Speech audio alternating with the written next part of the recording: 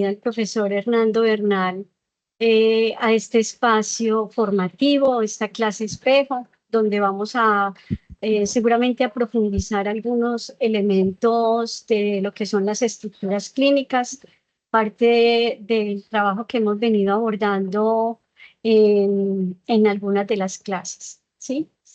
Y Ujú. bueno, profesor Hernando, puedo presentar algunas cositas si quieres, así de tomadas del texto que enviaste. Sí, Es, claro, por eh, favor. sí, es psicólogo de la Universidad San Buenaventura, es psicoanalista, magíster en Ciencias Sociales y Humanas de la Universidad de Antioquia y es docente investigador de la Universidad Luisa Miguel. Les pido el favor a los chicos que silencien los eh, micrófonos y que aprovechemos mucho esta clase participando, tomando el saber que el profesor Bernal nos va a traer, porque como ven, tiene un buen recorrido clínico también, no solamente como docente. Entonces, bueno, le damos la bienvenida, profesor Bernal. Adelante. Cruz Elena, muchas gracias por la invitación. Qué rico estar por aquí con todos ustedes. Eh, Entiendo, Cruz Elena, que el texto que te envié coincidió con que es un texto que tú has trabajado con los estudiantes. ¿Es verdad? Sí, lo he puesto en la plataforma. Algunos lo leyeron porque tenían unos temas iniciales de exposición. No todos lo han leído, pero está en Ah, la ya. plataforma. Les he hecho Ujú. referencia al texto. Cuando empezamos a hablar, por ejemplo, del Edipo, también empezamos a hablar del tema. Claro, claro que sí. Ujú. Muy bien. Eh, entonces voy a hacer una pequeña introducción porque me gustaría darle cabida y mucha a las inquietudes y preguntas que los estudiantes puedan tener sobre las estructuras clínicas de las que hablamos en el psicoanálisis. Y estamos hablando del psicoanálisis específicamente lacaniano, eh, lo cual no es ningún problema con el freudiano, porque lo que hace Lacan, Jacques Lacan, este teórico francés, es una renovación de la teoría psicoanalítica, una renovación muy potente, muy fuerte, a tal punto que se podría decir que hoy el psicoanálisis en el mundo es fundamentalmente lacaniano. El psicoanálisis lacaniano ha ido desplazando al psicoanálisis ortodoxo, que es el que llamamos freudiano puro.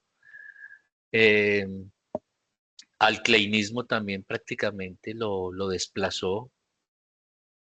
Hoy creo que se podría decir que completamente.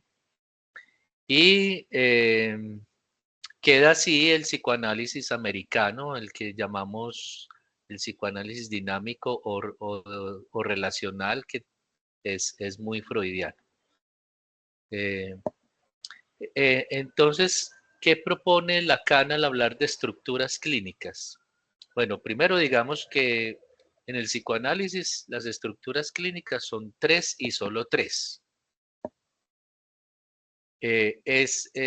Esta psicopatología clínica psicoanalítica entonces se diferencia muchísimo de la psicopatología clínica psiquiátrica.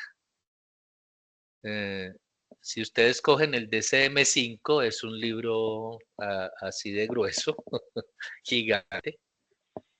Eh, en cambio, si uno cogiera el texto de las estructuras clínicas en el psicoanálisis lacaniano, pues sería una carpetica así delgadita, o el documento que te envié, Crucele. ¿Esto por qué? ¿A qué obedece esto tan extraño? ¿Cómo así que en el psicoanálisis solo hay tres estructuras eh, y, en, y en los libros de psicopatología psiquiátrica hay un montón de cuadros clínicos enormes? Eh, Fundamentalmente esto obedece a que la clínica psiquiátrica Es una clínica que responde a la clínica médica, que se puede denominar una clínica de la mirada. Entonces el médico, igual que el psiquiatra, va a examinar los síntomas que el paciente tiene. Por eso, cuando ustedes van donde un médico, el médico les dice, muéstreme de dónde le duele. A ver, veamos qué es lo que le pasa. Muéstreme la lesión. No se ve la lesión, entonces hay que tomarle una radiografía o enviarte a un escáner. Ese examen es para ir a buscar la causa de tu malestar. Entonces es una clínica de la mirada.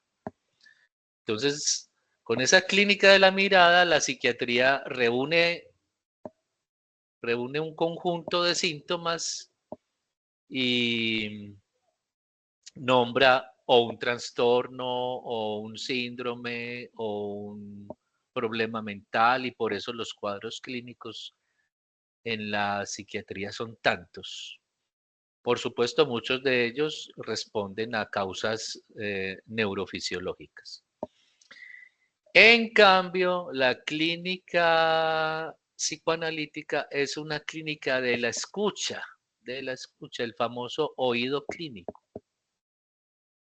Incluso a veces en psicología, muchos psicólogos hablan de la mirada clínica para hacer el diagnóstico del problema que trae la persona que consulta. Y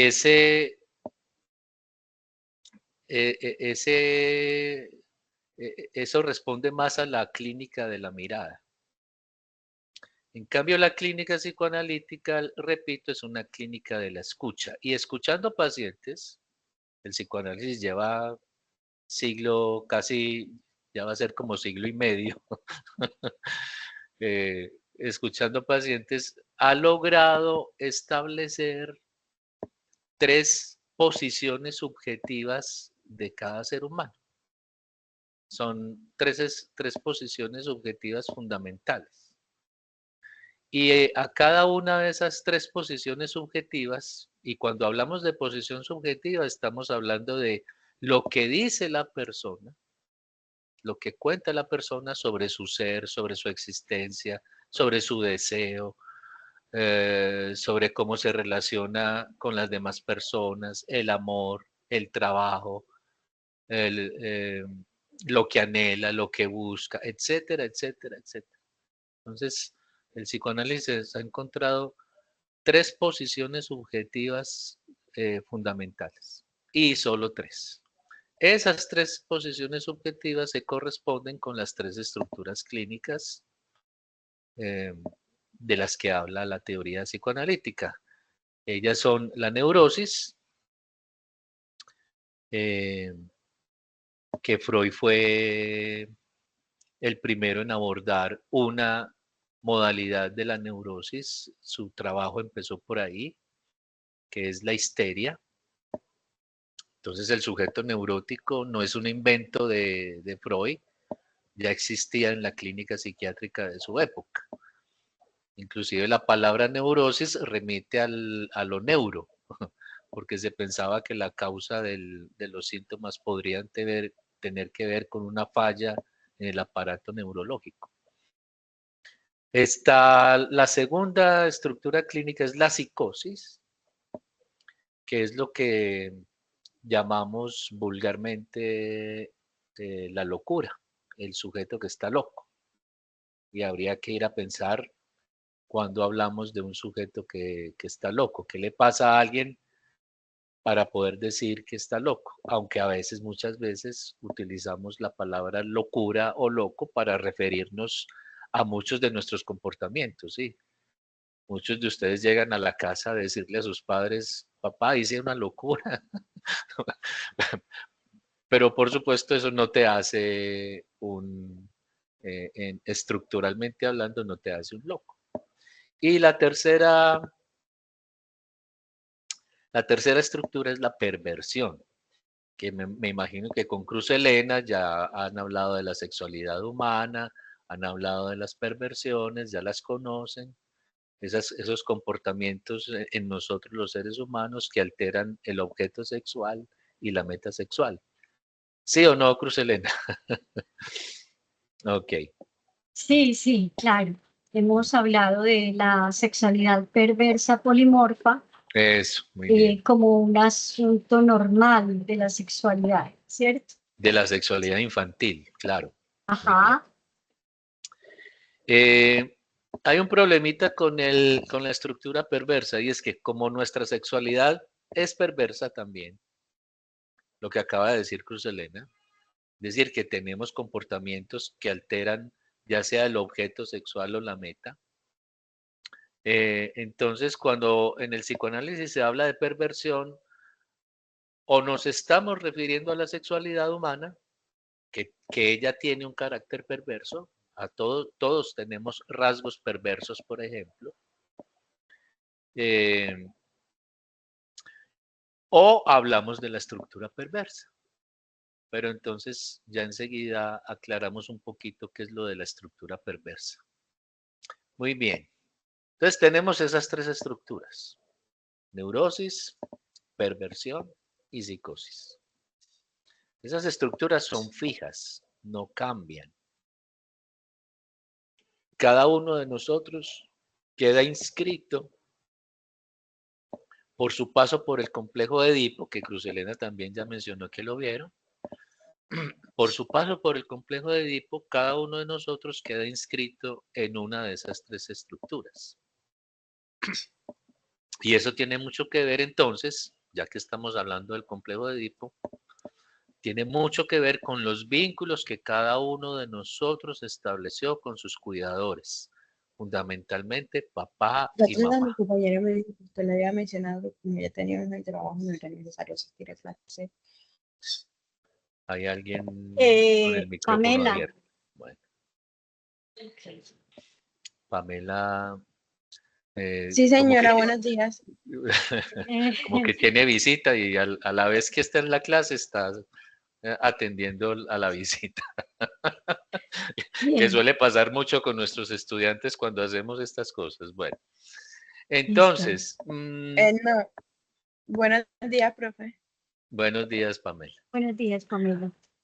Entonces, cada uno de nosotros, les decía, queda inscrito en una de estas tres estructuras dependiendo de la historia, esa historia que vivimos al lado de nuestros cuidadores y cómo intervinieron ellos con nosotros, cómo intervinieron em,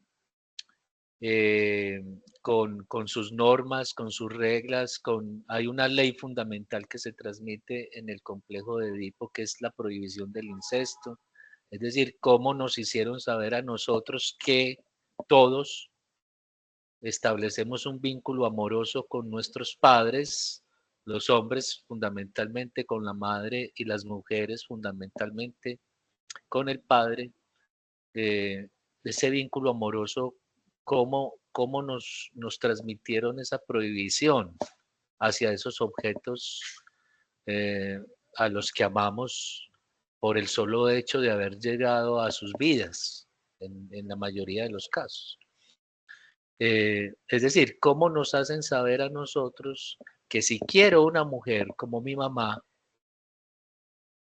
tengo que salir de mi casa a buscarla, no sé, en la universidad Uniminuto, por ejemplo. O si soy mujer, si quiero un hombre como mi papá, entonces tengo que salir a buscarlo afuera. No me puedo quedar en la casa amando a mi padre el resto de mi vida. Y esa es la historia del Edipo. Eso es lo que llamamos el complejo de Edipo. Los vínculos amorosos que establecemos con personas que después resultan prohibidas, ¿sí? No se puede estar al lado de ellos el resto de la vida, aunque hay casos en los que eso sucede, ¿sí? Hay personas que se quedan al lado de sus padres toda la vida, siendo solteros, se quedan a, como se dice corrientemente, a vestir santos, etcétera, etcétera. Bueno, y todo eso tiene que ver con esta historia infantil. Entonces, dependiendo de lo que pase en esa historia, quedamos inscritos en una de esas tres estructuras que no van a cambiar en la vida.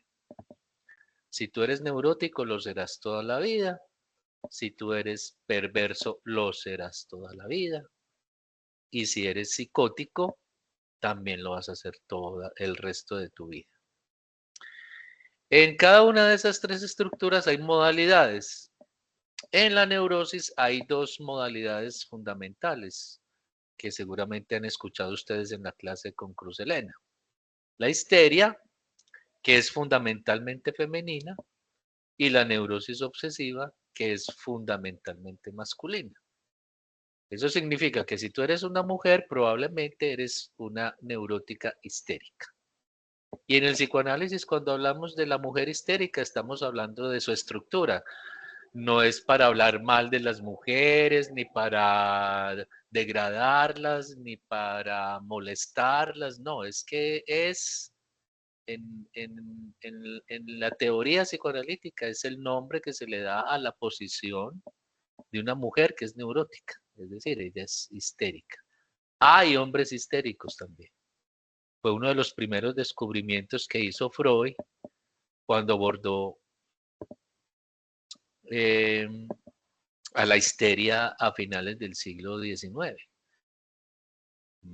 Y fue un descubrimiento que revolucionó a la psiquiatría en ese momento, porque los psiquiatras pensaban que la histeria era solo femenina. Es más, la palabra histeria viene de hístero, que significa útero.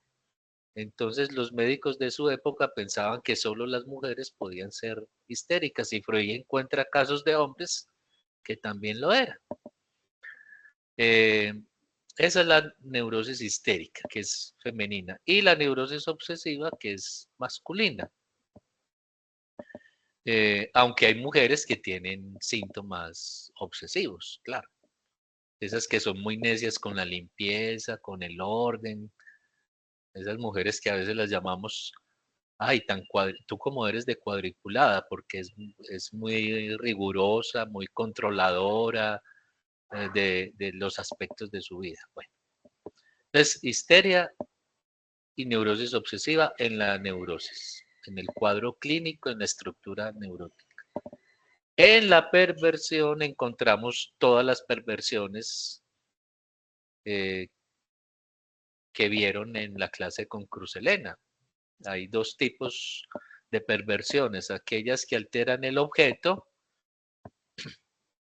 cuando se supone que el objeto sexual es el sexo opuesto, pues Freud viene y dice, no, hay otros objetos hacia los que dirigimos nuestros impulsos sexuales. Está el mismo sexo, están los niños, los ancianos, los animales, objetos fetichistas, etcétera, etcétera. Entonces hay alteraciones del objeto y se presentan las perversiones de las cuales ustedes no solamente han escuchado en las clases de psicología, sino de ellas se habla por todos lados. La homosexualidad, la pedofilia, la gerontofilia, la zoofilia y el fetichismo. Y están las otras perversiones que alteran la meta. Cuando se supone que la meta de los impulsos sexuales en nosotros es la unión de los genitales, pues Freud viene y dice, no, hay otras actividades de las que se ocupa el ser humano en sus impulsos sexuales y que nada tienen que ver con la unión de los genitales. Entonces allí encontramos el masoquismo, el sadismo, el voyerismo y el exhibicionismo, que son como las cuatro más representativas de esa alteración de la meta hablando de la perversión sexual. Entonces tenemos ya la perversión ahí. Y pasamos a la psicosis, la tercera estructura clínica. En la psicosis encontramos fundamentalmente tres modalidades. Está la psicosis paranoica, que tiene que ver con un delirio de persecución en el sujeto. El sujeto se siente perseguido por otro, por alguien lo está buscando, alguien se lo va a llevar para otro planeta, su vecino lo quiere matar, bueno, entonces hay muchos tipos de delirio de carácter persecutorio. Esa es la psicosis paranoica. Y está la psicosis esquizofrénica. La psicosis esquizofrénica, la esquizofrenia se caracteriza por delirios que involucran el cuerpo y lo involucran en la medida en que el sujeto experimenta extrañeza con relación a su propio cuerpo. Entonces siente que su cuerpo se le separa, se le fragmenta, o una parte de su cuerpo no le pertenece.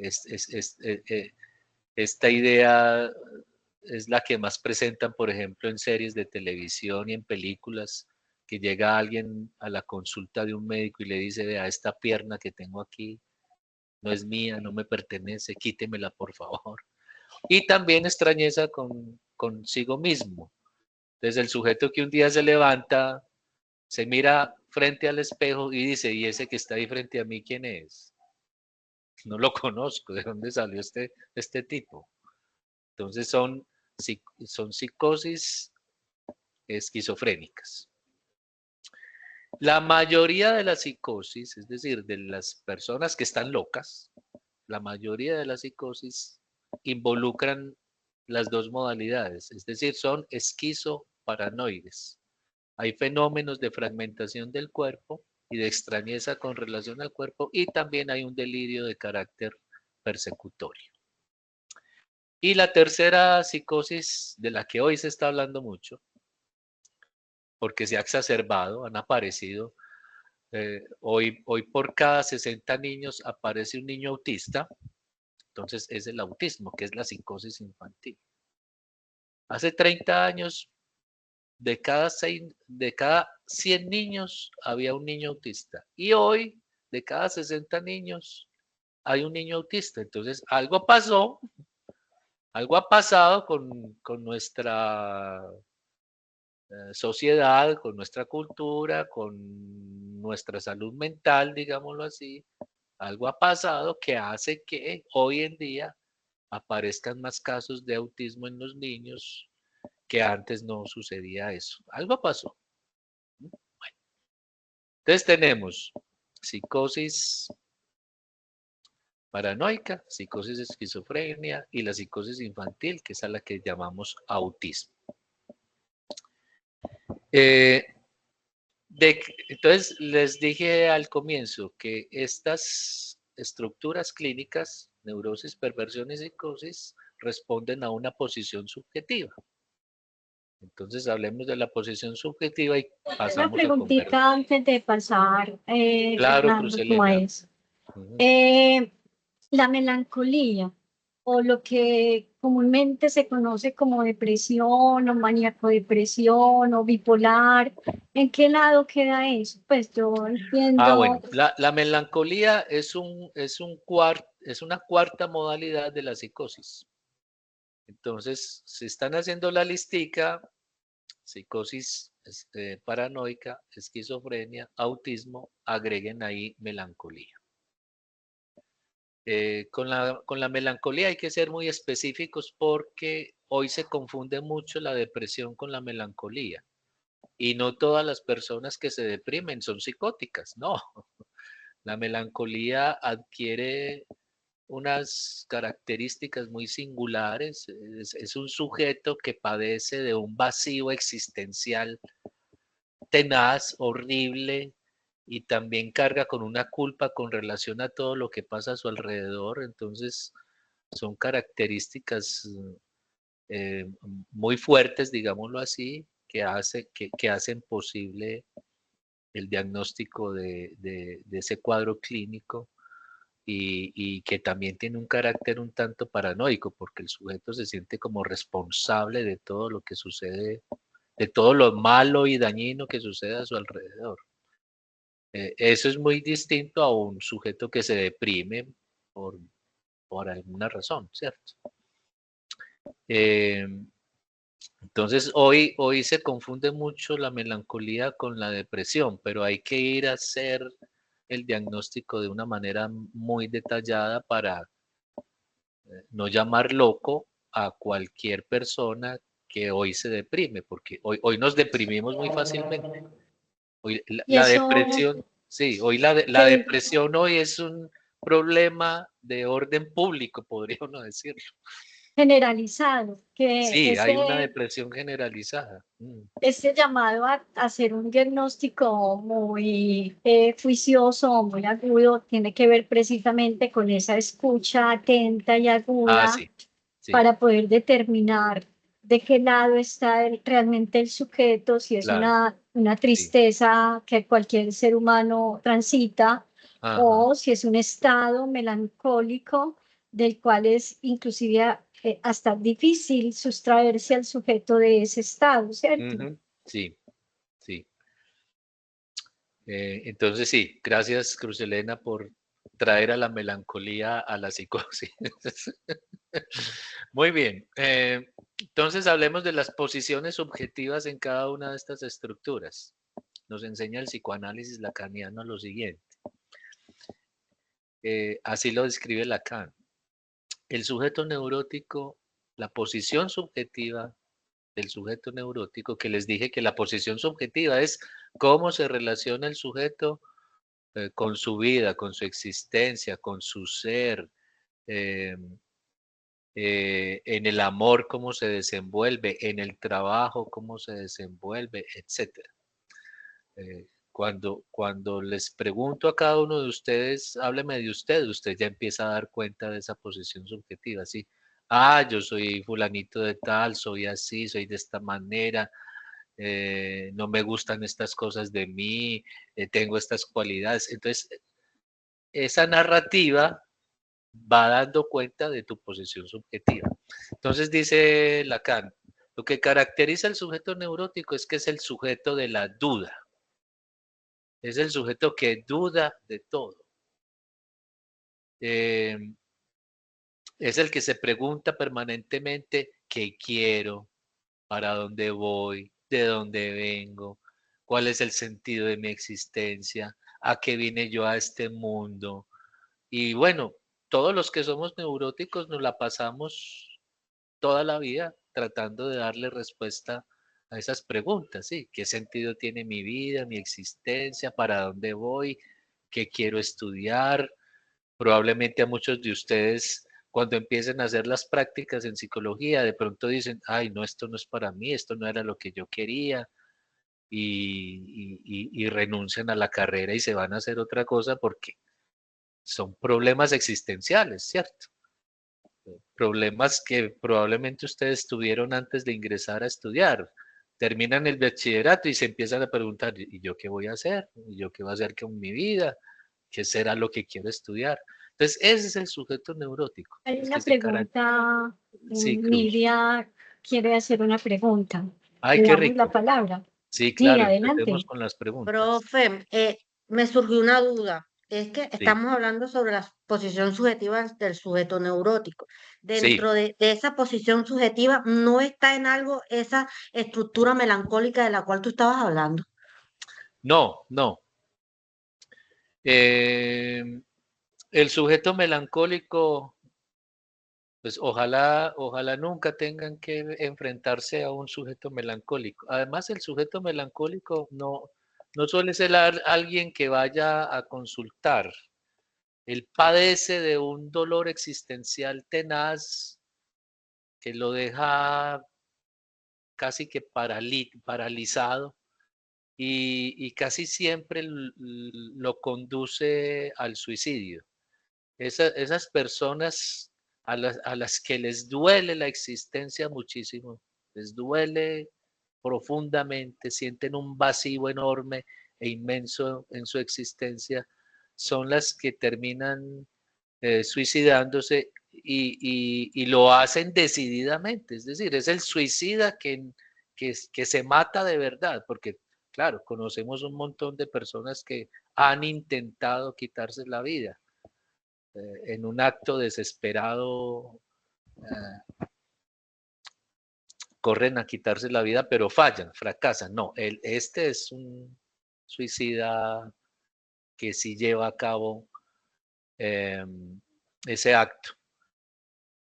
De Entonces pronto, son muy distintos ujú, los melancólicos a las personas que padecen de alguna depresión o una tristeza o algún malestar de estos. Sí, Cruz Elena, que ayúdame, digo, ayúdame. sí, que digo yo que de pronto, no sé si Lidia tiene por ahí como la idea o yo voy aquí a complementar algo, y es que sí hay una relación frente al vacío existencial también en el neurótico.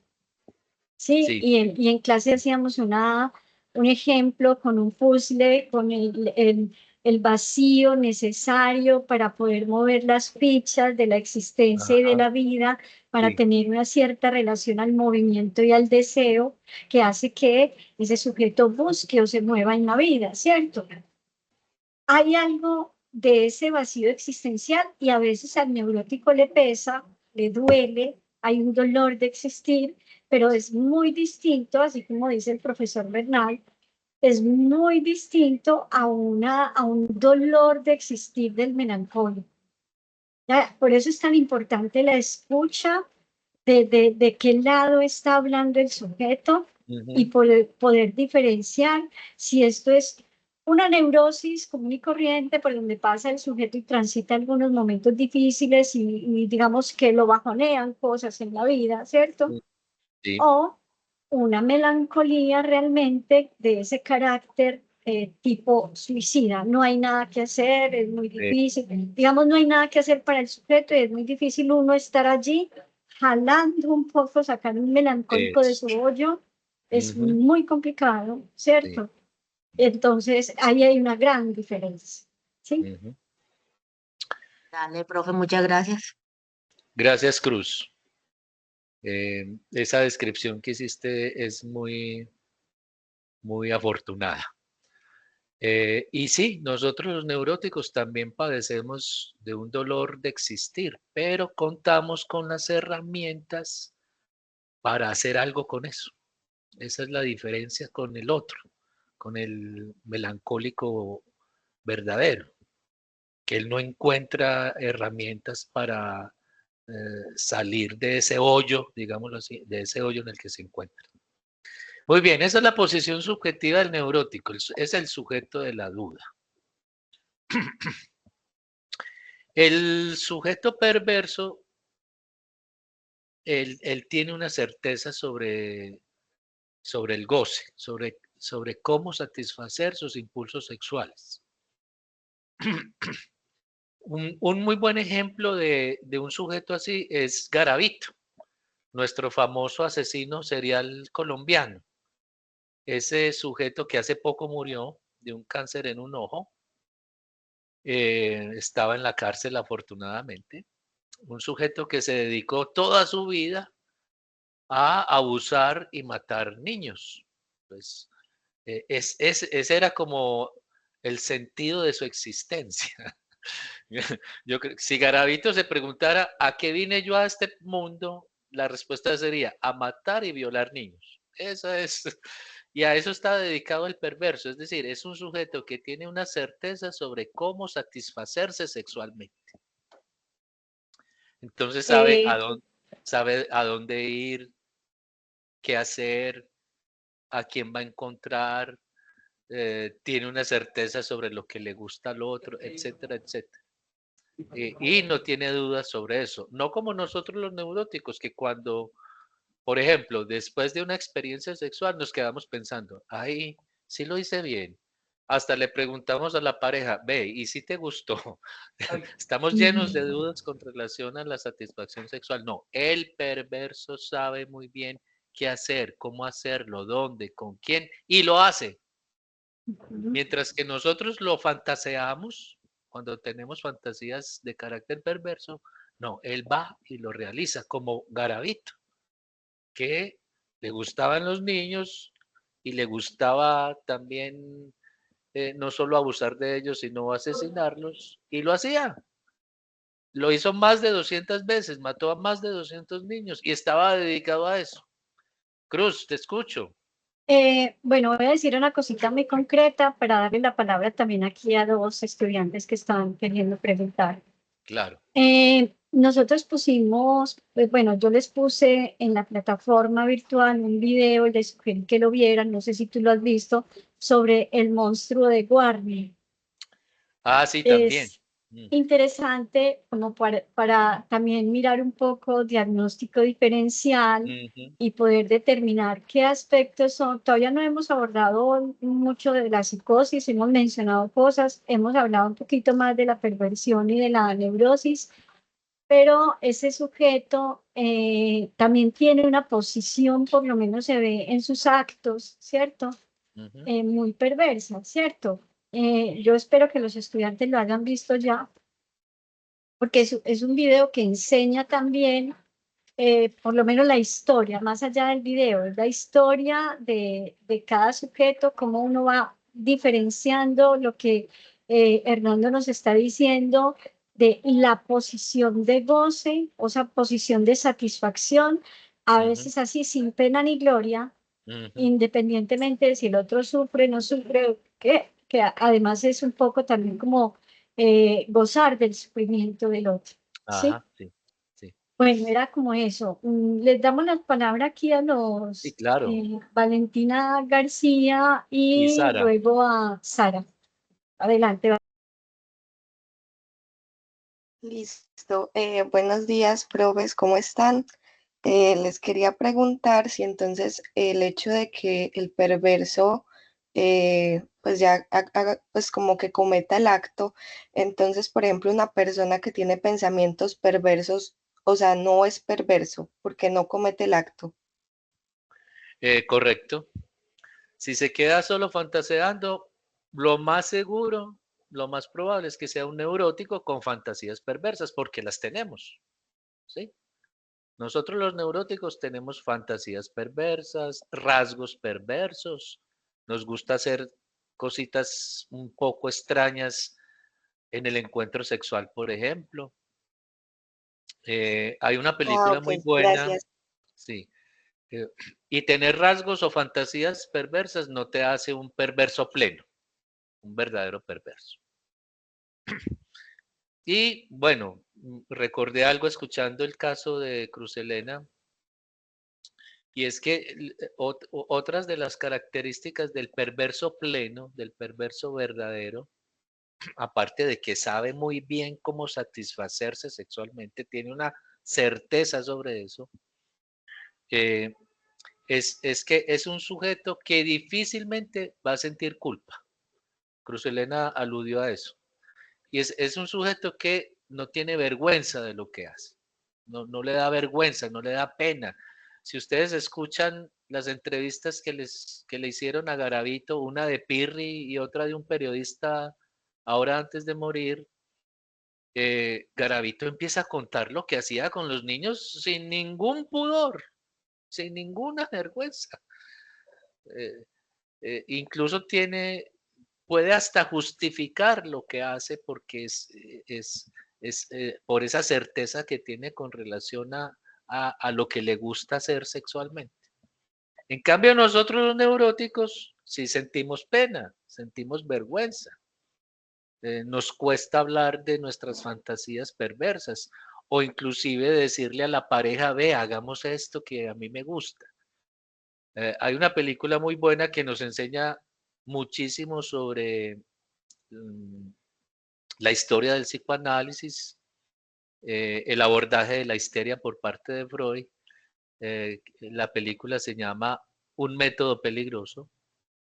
Y en la película Un método peligroso hay una mujer histérica con un síntoma que le fastidia muchísimo su vida, una conversión histérica, pero tiene un rasguito perverso.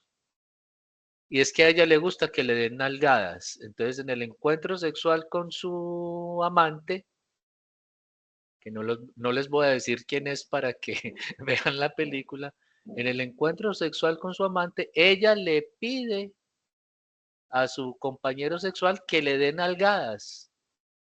Y él, pues, consiente esa demanda y le da sus buenas nalgadas. Y eso es lo que a ella la excita en el encuentro sexual.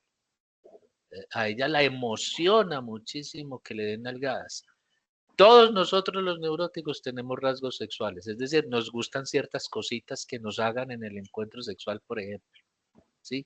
Que me pellizquen, que me muerdan, eh, en fin, hay un montón de prácticas en el encuentro sexual que tienen un carácter perverso. Son rasgos perversos. Eso no nos hace perversos plenos. Es decir, no nos hace como Garavito o como el monstruo de Warner, ¿es que se llama Cruz Elena? Sí, así le dicen pues como en general, ¿cierto? Yo no he visto el video, lo voy a ver enseguida apenas termine la clase que me Ah, causó ok, mucha ahorita te curiosidad. comparto, hay varias cosas. Ahorita te Sí, comparto el que yo listo, les puse a los estudiantes. Hay varias muy bien. preguntas.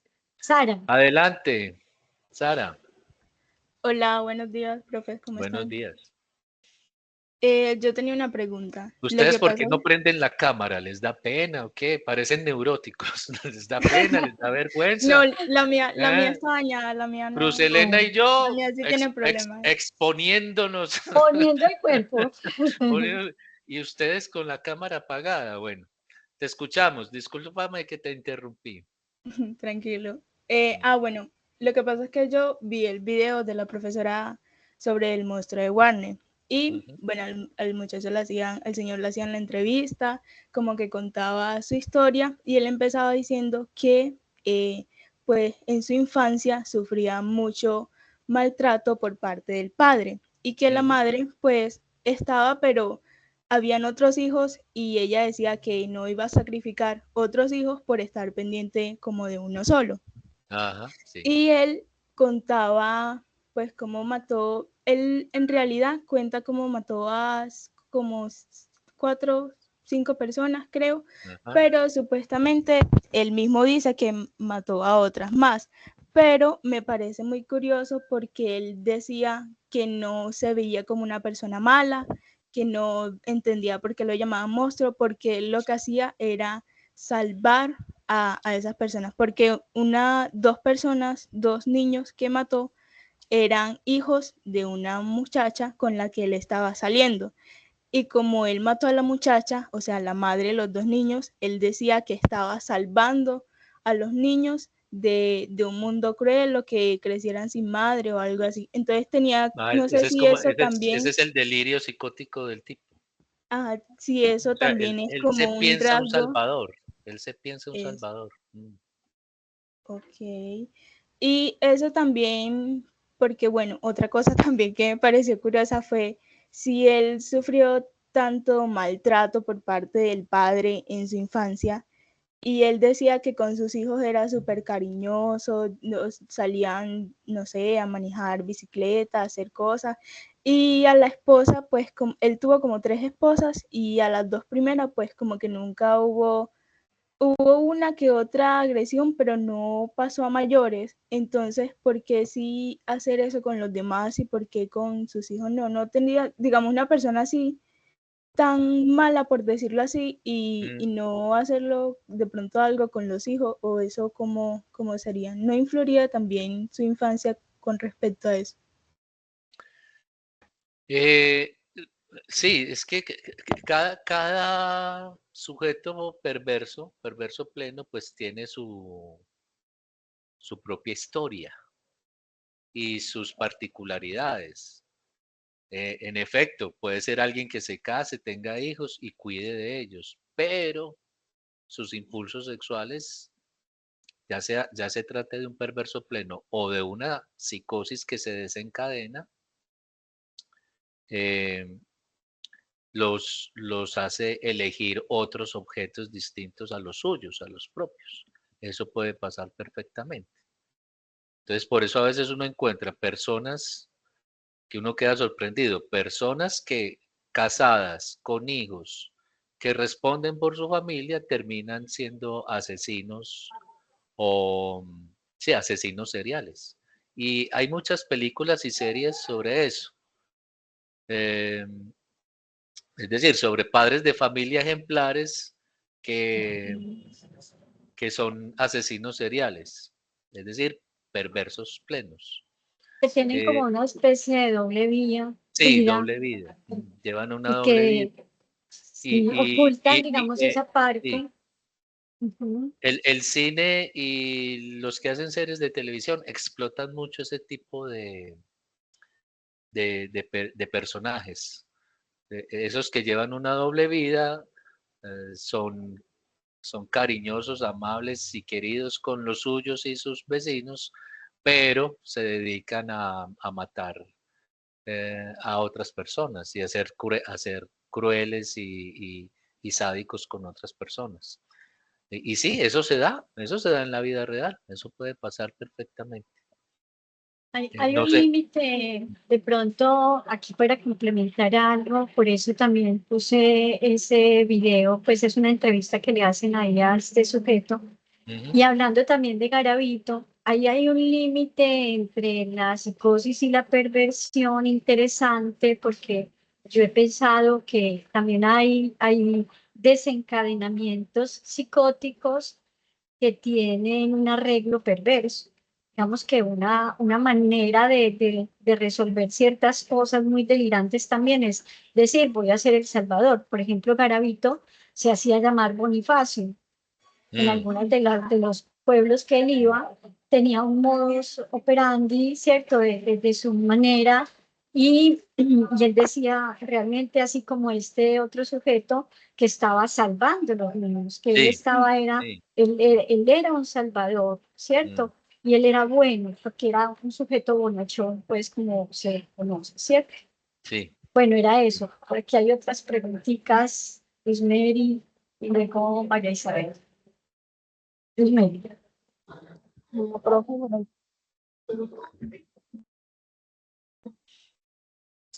No se te ¿sí me escucha, escucha? Luz Mary. Mary, no se escucha bien. Puedes prender el micrófono y mirar a ver cómo.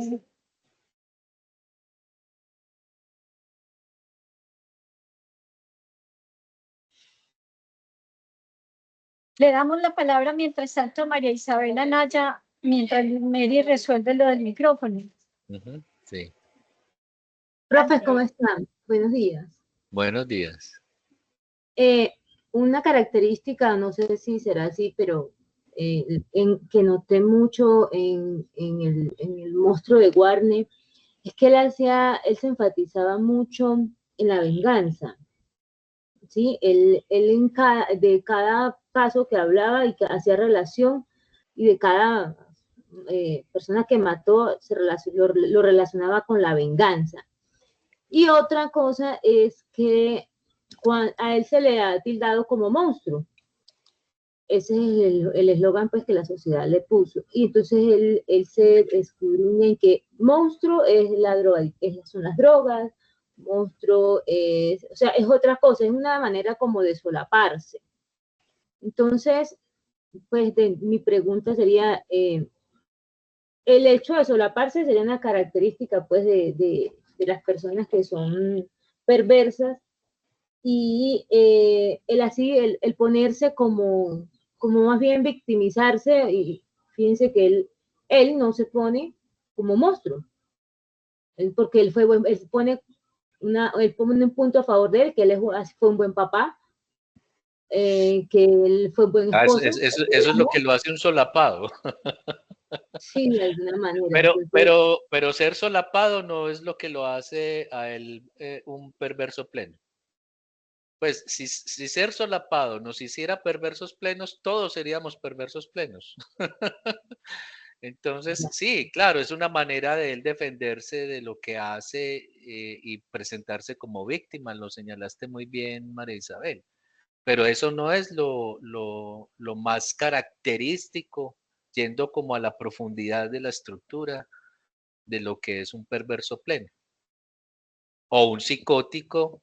Es que el problema con estos monstruos, que además hay otro monstruo en Cali, en el Valle del Cauca, que lo llamaban el monstruo del Cañadulzal, también dedicado a matar jóvenes. Y sí, había otro en Bogotá, en el cerro, eh, en el famoso cerro de Bogotá, Cruz Elena, ¿cómo es que se llama? Monserrate. Había también otro dedicado a violar y matar mujeres. Entonces, Colombia como que tiene varios monstruos regados por diferentes lugares de este país. Bueno, pero bueno, monstruos los hay en todas partes, ¿eh? En Estados Unidos los hay, en Europa también, es decir, personas, sujetos así, dedicados a ser asesinos seriales.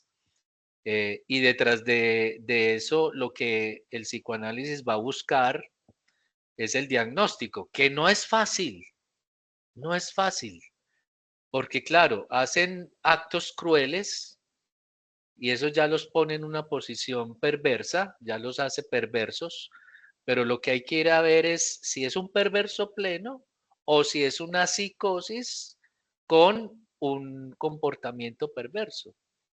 Eso es lo que hace todavía más interesante estos casos.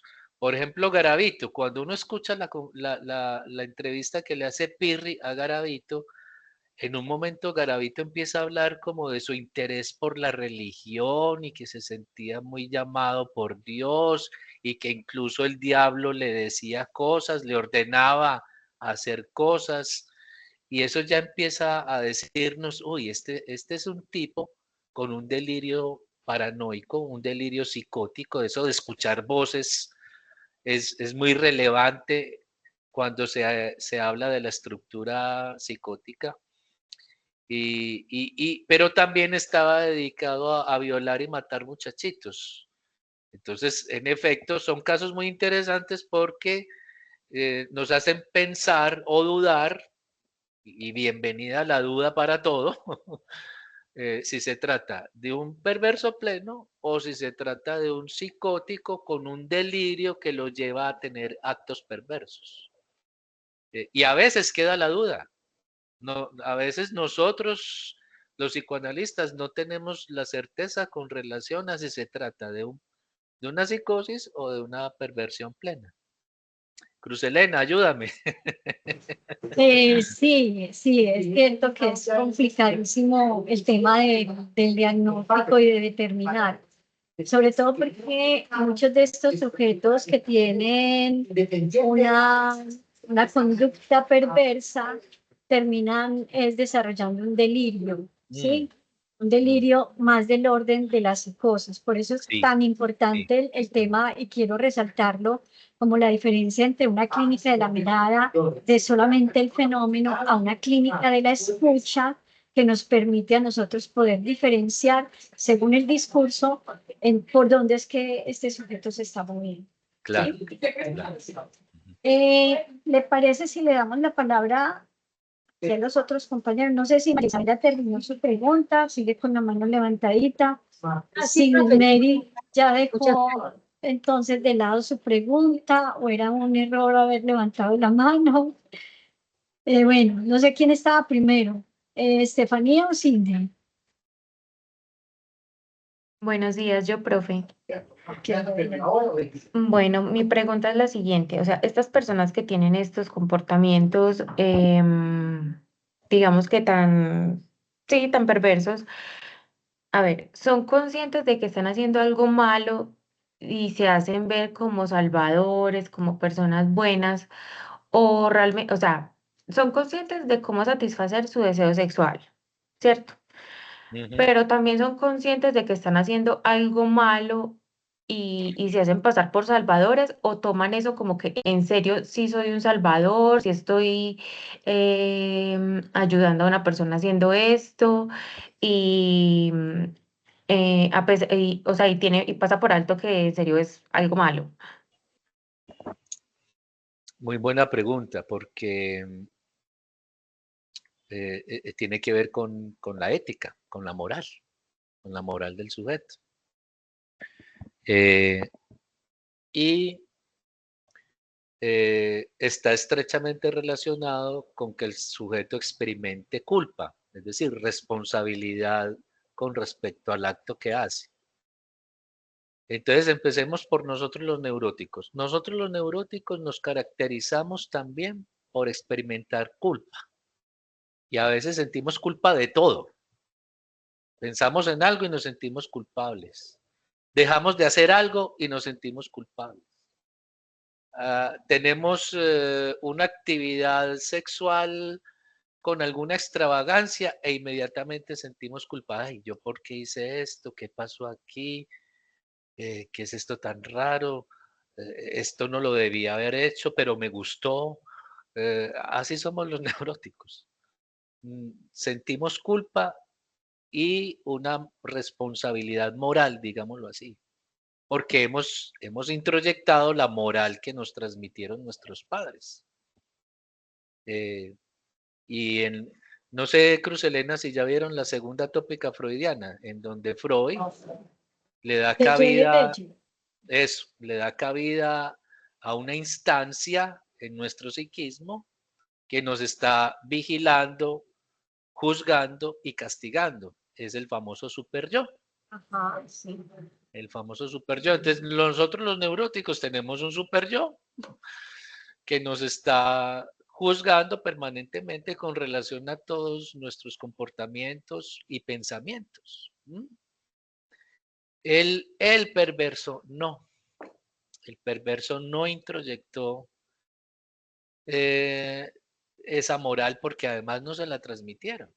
No hubo transmisión de esa moral por parte de lo que llamamos la función paterna.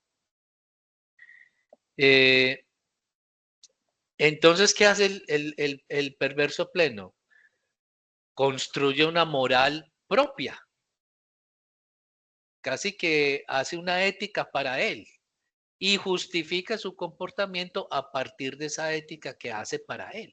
Entonces él dice, entonces por eso perfectamente puede decir, no es que yo estoy, a estas personas que yo mato las estoy salvando. Y puede justificarlo perfectamente y no siente ninguna responsabilidad. Es decir, no se siente culpable. Es una característica que nos ayuda en el diagnóstico muchísimo del sujeto perverso, y es que difícilmente el sujeto perverso siente culpa. Más bien justifica sus actos dañinos, perversos o de asesinato de personas. Perfectamente las va justificando sin ninguna culpa. Entonces, esa es una característica del perverso pleno. Yo creo que no hay ese punto de que es malo y que es bueno precisamente porque es un problema ético, ¿cierto? Es que él pasa por encima del que sea, él puede pisotear, en clase leímos un caso, me escapa en este momento, de Sinatra, de un perverso que él atendió. O sea, él habla de la misión perversa y ese sujeto pasa por encima del que sea, ¿cierto? Por, digamos, todo el circuito o que hace el perverso de alguna manera, algo que se le tiene que cumplir también como unas condiciones. Y no le importa si el otro en el camino sufre, padece, no se va a ocupar de ese dilema. Para él es el goce por el goce, ¿cierto? Sí. Esa satisfacción que encuentra inclusive en el malestar que haya en el otro, en la angustia. Correcto. En el otro. Sí, sí. A él solo le interesa la satisfacción que encuentra con el otro y no le importa para nada si el otro sufre. Es más, si sufre mejor, porque es con eso con lo que él se satisface si es un sádico, por ejemplo. Es la ética de Sade. La palabra sádico viene del Marqués de Sade, que no era sádico, era un neurótico que escribía sobre fantasías sádicas. Entonces de ahí viene la palabra sádico, del Marqués de Sade. Y el mismo Marqués de Sade plantea una ética sadiana, una ética, la ética del Marqués de Sade, que dice más o menos así: tú tienes derecho de hacer con el otro lo que te dé la santísima gana. Imagínense si nos conduciéramos así en la vida. ¿Eh? ¿Cuántas cosas no haríamos con el otro porque simplemente nos dio la gana? lo mataríamos, lo torturaríamos, abusaríamos de él, le robaríamos, etcétera. Esa es la ética sadiana. Pero afortunadamente, pues nosotros los neuróticos, para poder vivir en comunidad, manejamos una ética que es muy distinta a la ética sadiana. Sí, es una ética que apunta al respeto por el otro, a considerar al otro, a ser empático con el otro, pues todos esos comportamientos que manejamos nosotros los neuróticos con relación a una ética que hemos tenido que inventar, que crear para poder vivir en comunidad. ¿Ah?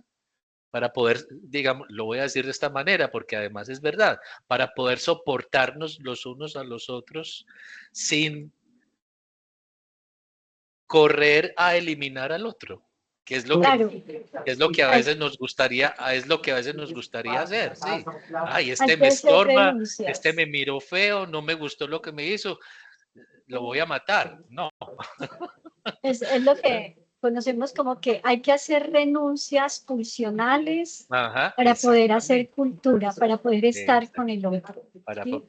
Para poder vivir en esta cultura. Ajá, sí. Con mucha dificultad, además. Claro, claro, que el otro siempre nos va a generar ciertos malestares, Claro, también claro. satisfacciones, muchas cosas, Ajá, ¿cierto? ajá.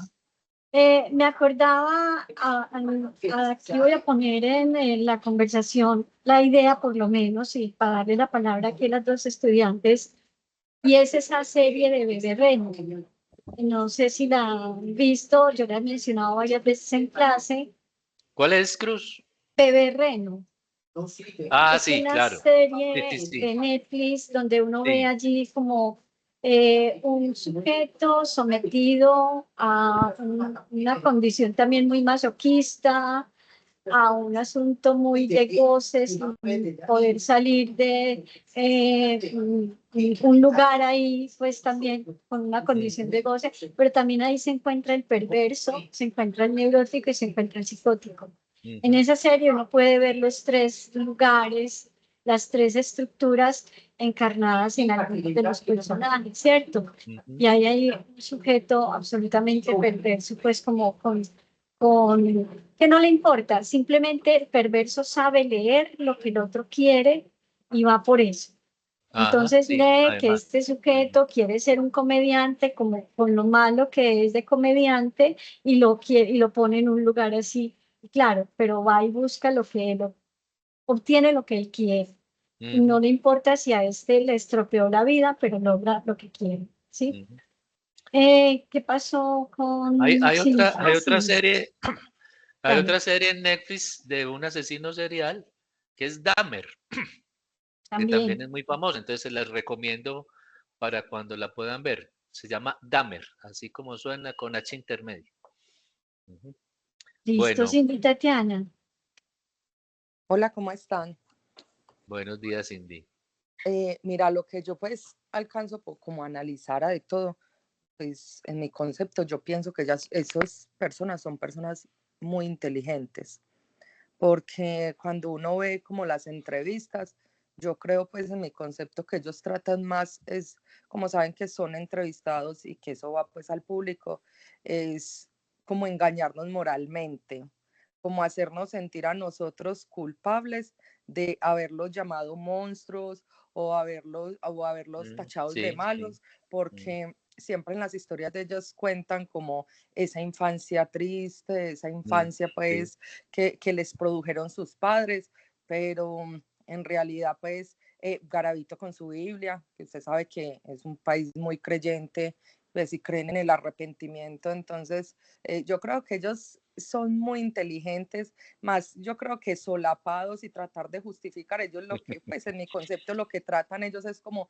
de hacernos sentir culpables, como eso, seguir jugando con nosotros y hacernos sentir como ese peso de que pobrecitos, porque yo creo que esa es la forma en cómo ellos se justifican, no de los actos que hacen porque no se arrepienten de ellos, sino de hacernos sentir a nosotros como ese sosiego de haberlos juzgado sabiendo que fueron personas sufridas. Sí, Entonces yo sí. creo que en realidad sí son muy, muy inteligentes. Como todos. Pues como todos nosotros también, claro, por supuesto. Como todo sujeto que quiere defender su goce, Exactamente. Muy bien. porque nadie renuncia tan fácil al goce. Exacto. Nidia, Hola, mi profe. hola. Mi profe, yo tengo una duda y está muy arraigada a lo que decía ahora mi compañera. Y es que yo, de esa misma entrevista que la profe nos mandó, hay una segunda entrevista que le hacen a él, ¿sí? Y es una entrevista donde se ve mucho más esa estructura perversa de él porque ya él se siente una celebridad. O sea, ya él siente que una segunda entrevista para él es lo máximo. Y él Claro. comienza a responder preguntas que hace la audiencia, que los entrevistadores trajeron para hacerle a él. Mm, Entonces, en una de esas entrevistas, a él le preguntan que si él se acuerda de todas las víctimas que él ha matado. Entonces, él dice que de las personas que más se acuerda es de la primera que mató y de la última, ¿sí? Pero entonces a mí me queda la duda si es que él no se acuerda porque eso es un goce para él, para hacer sentir a las otras personas que si seguir buscando si es verdad, porque realmente no, pues en dos entrevistas yo no puedo decir si es verdad o es mentira, si él mató a esa cantidad de gente, o si realmente él tiene ese vacío cognitivo ahí de verdad de no acordarse a quién mató. Sí, porque él se ve muy, él habla, hay veces en que él habla de una forma muy estructurada, pero uno viendo esa segunda entrevista, uno ve esos baches en él que realmente no es como, es más como de querer enredar, hablando en un tono como más vulgar, de enredar a las personas que tiene alrededor, que de verdad él sea de verdad inteligente, ¿no? Bueno, es un asunto como sobre la memoria.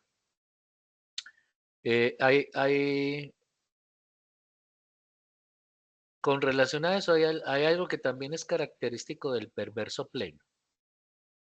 Y es que él recuerda su infancia.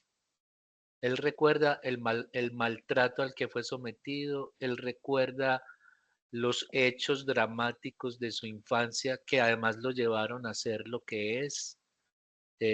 Además, eso nos enseña que somos como somos hoy por nuestra historia infantil. Es el gran descubrimiento que hace Freud. Es decir, que nuestra personalidad, nuestro carácter, nuestra estructura clínica se constituye por nuestra historia en la primera infancia. Y con relación al perverso, les estaba diciendo, pasa algo muy particular y es que él recuerda muy bien la infancia. Es decir, no la olvida. En cambio, nosotros los neuróticos hemos olvidado nuestra primera infancia, porque en nosotros se produce, saliendo o resolviendo el complejo de Edipo, se produce una represión, la famosa represión psíquica, eh, que se presenta en ese periodo que Freud llamó periodo de latencia, que se da justo después en el momento en el que el niño resuelve su complejo de Edipo, por allá a los 5 o 6 años. Se presenta el periodo de latencia en donde el niño olvida sus primeros años de infancia. Y eso es normal que suceda. Entonces nosotros los neuróticos hemos olvidado nuestra primera infancia. Por eso solo tenemos recuerdos a partir de los 6, 7, 8 años. Antes no, porque hemos reprimido esa historia infantil, sobre todo si ha sido traumática, claro. El drama del neurótico es que padece hoy de síntomas, pero no sabe por qué, de dónde vienen, a qué responden. Y esos síntomas tienen que ver con esa historia infantil eh, que seguramente es una historia que involucra traumas de carácter sexual, además, como lo descubre Freud. Entonces, mientras nosotros los neuróticos somos olvidadizos, digámoslo así, y no recordamos fácilmente situaciones que han sido eh, fastidiosas, molestas, traumáticas para nosotros, la memoria del perverso es una memoria muy fina, digámoslo así. Él sí recuerda puede recordar perfectamente la primera persona de la que abusó o que mató. Recuerda su primera infancia perfectamente y las escenas traumáticas que vivió. Con relación a eso, tiene muy buena memoria. ¿Pero por qué? Porque en él no operó, no funcionó la represión psíquica. En cambio, en nosotros sí. Ellos no reprimen, nosotros sí. Por eso nosotros somos olvidadizos y ellos tienen muy buena memoria. No sé, Cruz Elena, si me ayuda también aquí con esto. Sí, yo creo que ese tema es bastante interesante frente a la represión, porque en el neurótico realmente somos tan olvidadizos o no queremos saber de nuestra historia, porque esa También. es una manera también de nombrar la represión.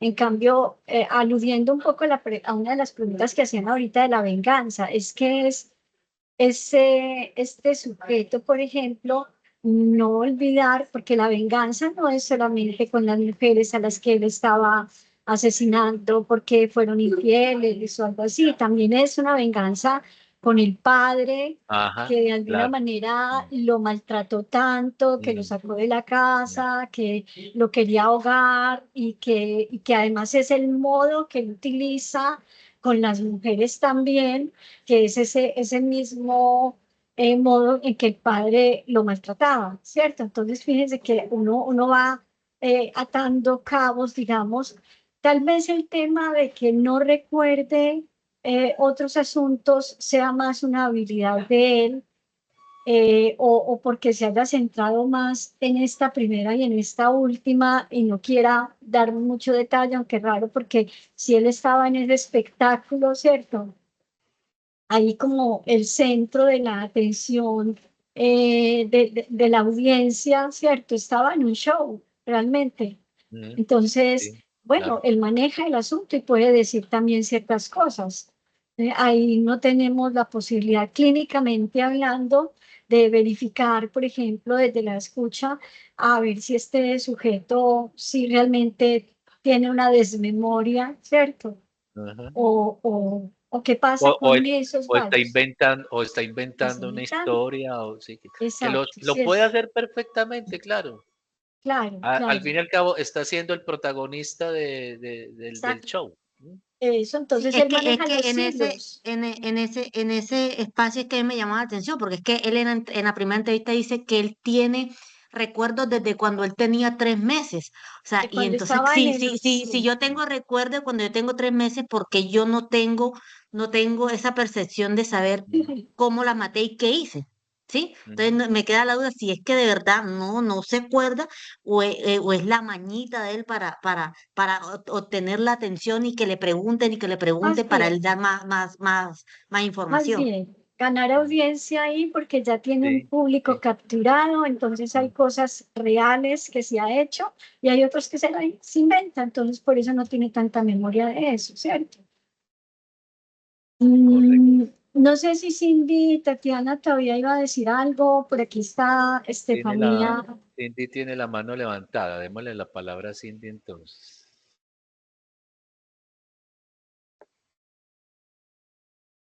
Bueno, yo creo que se le quedó la mano levantada. Se fue, Estefanía. se fue a desayunar, bueno. Y Estefanía.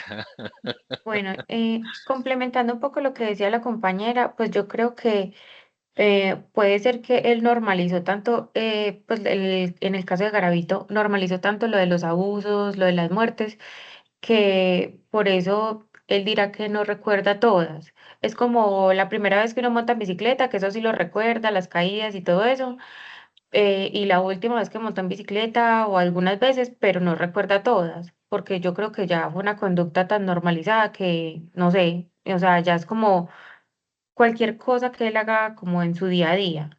Me imagino que también puede ser así. eh, porque están tan interesados en recordar, Sí. ya parece una clase de cognitiva, de procesos psíquicos superiores. Pues Vean, yo antes me eh, estaba preguntando por qué sí, tan interesados en la perversión más que todo. Ah, sí. No, la perversión es un tema que siempre es fascinante, sobre todo cuando aparecen los asesinos seriales. Es fascinante. Nos encanta ese tema. ¿Y saben por qué nos encanta tanto el tema de los asesinos seriales? ¿Por qué nos gustan tanto esas series y esas películas donde hay asesinos seriales? ¿Saben por qué? Porque en el fondo nos gustaría ser como ellos. Es decir, poder hacer lo que nos dé la gana con el otro. ¿Sí? Si me gusta una mujer, tomarla y abusar de ella. Y si tengo un enemigo, poder descuartizarlo. Por eso nos identificamos tanto con los personajes de asesinos seriales y de películas donde aparecen estos personajes, porque quisiéramos ser como ellos en el fondo. ¿Mm? ¿Cómo les parece? Sí, lo que el neurótico desea es llevar al acto asuntos perversos, pero no se Ajá, atreve, no es no se capaz. atreve. El Exactamente. fantasma perverso, el fantasma neurótico es un fantasma perverso. Es un fantasma perverso, correcto. Bueno, Muy bien. se nos está ¿Alguien más? acabando el tiempo. Tenemos por aquí Sí. la pregunta Luz Mary, ahora sí, y Angie, por favor. Hola, profe, buenos días. Hola, compañeros. ¿Ahora sí me escuchan? Sí, Sí, te Luz Mary. escuchamos. No Mi te veo. pregunta, Es... mi pregunta, eh, el sujeto crece con esta formación, con el proceso de vida que va creando esa perversión. Luz No Mary, te, no, no te no, entendemos, Luz Mary. tu No sé si micrófono tiene escribes. problemas. Hagamos una cosa, escríbela en el chat, la pregunta. Sí, escribe la pregunta que por aquí yo se la leo, profe. Y mientras Luz Mary la escribe, le podemos dar la palabra a Angie Paola. Tenemos 10 minuticos que están agotando. Angie. Buenos días. Profe, entonces yo tendría una pregunta, o sea que el neurótico es prácticamente cobarde porque pues no saca a flote su acto perverso. Sí, se puede decir perfectamente que nosotros los neuróticos somos cobardes. Y afortunadamente, porque si no, nos estaríamos conduciendo en la vida con la ética de Sade, la ética sadiana, es decir, de querer hacer con el otro lo que me dé la gana. Afortunadamente somos cobardes. Sí, el efecto de la Mm, represión nos sí, hace ser cobardes, como dice sí, Angie. Me gusta como esa precisión realmente un poquito descarnada, cobarde los neuróticos. sí, somos Sí. cobardes. Luz Mary, no sé si todavía por ahí estás, quieres hacer la Hola, pregunta. profe. Ahora sí. Profe, mi pregunta es la siguiente. ¿El sujeto perverso crece o, digamos, nace con esta perversión o se va creando en el proceso de la vida? Sí, para el psicoanálisis, el sujeto siempre se hace, no nace, se hace. Te voy a dar un ejemplo. El sujeto que es homosexual, y doy este ejemplo porque muchas veces el sujeto homosexual justifica su homosexualidad diciendo que él nació así, que probablemente es un asunto genético o un asunto hormonal o del orden del orgánico o fisiológico. No, no. Para el psicoanálisis, todos los sujetos, los que llegamos a ser neuróticos, los que llegan a ser perversos, los que llegan a ser psicóticos, todos los sujetos se hacen. Somos producto de una historia fundamentalmente infantil. En la primera infancia se resuelven un montón de cosas que son las que nos constituyen como los sujetos que somos. Entonces, para el psicoanálisis, el perverso no nace, se hace. Y los mismos perversos lo dicen, ustedes que ya han visto estas entrevistas de sujetos supuestamente perversos plenos. Hablan de su primera infancia, de los traumas que vivieron, del maltrato, de los padres autoritarios que tuvieron. Y es esa historia la que hace al sujeto perverso pleno. Pero a nosotros también. Lo que somos ahora es el resultado de nuestra historia infantil, de esa primera historia que vivimos en la infancia. Entonces, para el psicoanálisis, el sujeto se hace, no nace siendo perverso. Aunque de cierta manera también lo podríamos decir, porque como nosotros no tenemos control de nuestros impulsos sexuales desde la primera infancia, se podría decir que nosotros nacemos siendo perversos. Pero es porque no tenemos ahí control mi de nuestros pregunta. impulsos sexuales. Sí, Luz, dime. Digamos, una persona que no actúa, digamos, antes de, digamos, de los 40, sino, digamos, después, un ejemplo, una persona después de los 40 años empieza a sacar esos rasgos y hacer cosas perversas, ya empieza a hacerla, entonces, antes de eso, ¿cómo se llamaría o qué sería esa persona? Interesante tu pregunta, porque un perverso pleno casi siempre empieza a desenvolverse con su perversión desde la juventud, desde la adolescencia, digamos, ya, incluso ya de niño muestra cosas que nos hacen pensar que ya es un perverso pleno. Es decir, el perverso pleno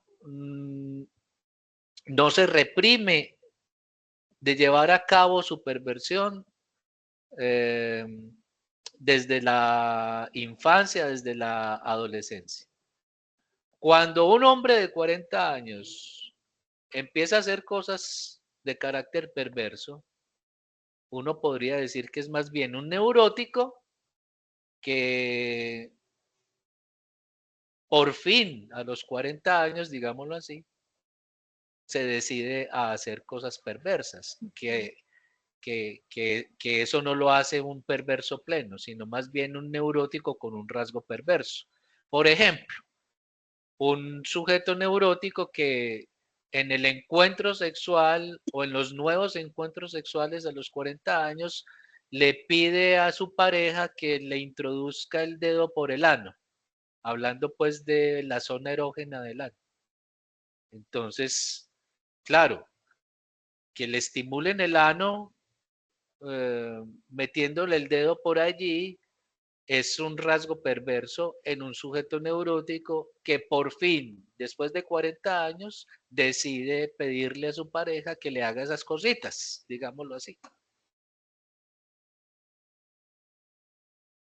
Bien, se nos agota el tiempo. No sé si el profesor Hernando Bernal nos quiere hacer una conclusión general o la sacamos aquí nosotros o ya vamos cerrando el espacio.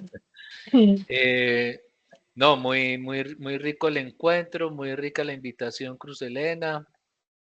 Ojalá se repita. Sería muy rico. Sí. Les dejé en el chat una presentación que tengo en Prezi sobre el tema que abordamos hoy, es decir, sobre las estructuras clínicas, las modalidades en cada una de esas estructuras clínicas, cómo se identifica la posición subjetiva de cada uno de estos sujetos y el mecanismo psíquico que responde a cada una de las estructuras. La represión para la neurosis, la renegación para la perversión y la forclusión para la psicosis, que eso les permite ahondar todavía un poquito más con relación a las estructuras clínicas y que me imagino que Cruz Elena también lo ha hecho en sus clases. Ahí está el enlace para la presentación en Prezi. Qué rico, muchas gracias. Igual creo que también tengo esa misma presentación puesta en las aulas virtuales, Ah, qué bien. en la bibliografía con ellos. y creo que también algunos la han visto, ¿sí? Cuando le dedicamos un ratico a entender el tema del falo, que es tan Ajá. importante pues como para poder ubicar la estructura, Ujú, entonces ujú. por ahí estuvimos mirando algo de eso. Muy Bueno, bien. quiero darle las gracias al profesor Hernando Bernal por este espacio tan enriquecedor, tan delicioso. Me parece que hicimos una muy buena Ujú, conversación. sí, Como siempre nos quedó faltando y eso tiene una ventaja, que la falta esté, que siempre no todo está dicho, no podemos decirlo todo.